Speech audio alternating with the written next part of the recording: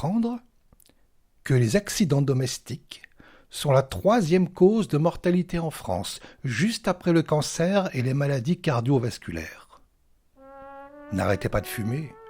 Continuez à manger gras. Il y a de fortes chances de toute façon pour que vous mouriez d'une chute dans les escaliers. Le nombre de victimes d'accidents domestiques s'élève à 19 000 par an. Ingestion de produits toxiques, chute d'un toit, tranchage de main à la tronçonneuse, incendie, électrocution, glissade dans la douche, etc. font en moyenne 52 morts par jour. L'hécatombe. Tu laisses quelqu'un chez lui sans surveillance, il est quasiment sûr de mourir. Actuellement, une association se bat afin que le gouvernement investisse dans une sérieuse campagne de prévention. Parce qu'il faut que le massacre cesse. Parce qu'il faut que les gens sachent. Et si on doit mettre des millions afin de les prévenir que les couteaux ça coupe, qu'il ne faut pas avaler les pinces à linge ou qu'une scie circulaire ne sert pas à se couper les poils du nez, nous les mettrons. Il paraît que notre pays est en retard dans le domaine. 22e au rang mondial. La honte. On est 22e. Chez nous, on laisse les gens crever dans leur maison. On ne fait rien pour les sauver. Parce que, vous comprenez, si on ne fait pas passer l'information, les gens restent dans l'ignorance. Et ils meurent.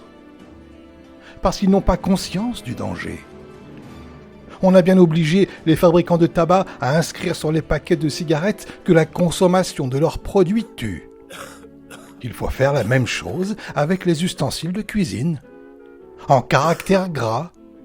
Sur tous les couteaux, se planter une lame dans le ventre tue. Sur les bonbonnes de gaz, danger de mort. Sur toutes les marches des escaliers, risque de chute. Et si, malgré les rappels, les gens chez eux continuent à mourir bêtement, il faut employer la manière forte. Interdire les outils de bricolage à ceux qui n'ont pas passé un stage de sécurité.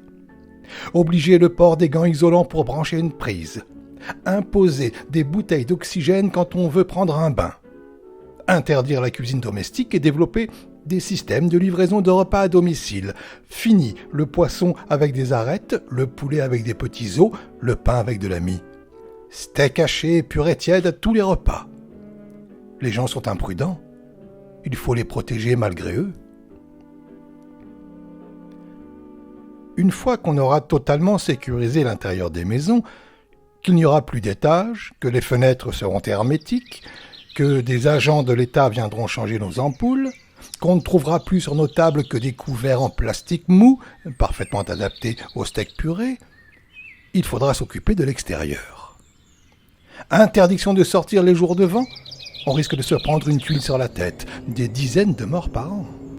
Même chose pour les journées pluvieuses, le sol est glissant. En hiver, la neige, n'en parlons pas, défense absolue de mettre le pied dehors. La nuit, on ne voit pas bien. On risque de se cogner contre un poteau. Personne n'aura le droit de quitter le domicile après le coucher du soleil. En fait, les gens meurent assez peu quand ils lisent, quand ils dansent une valse lente, quand ils écoutent la radio, quand ils mangent du brocoli et quand ils jouent au Scrabble. Voilà. Tout le reste est trop dangereux.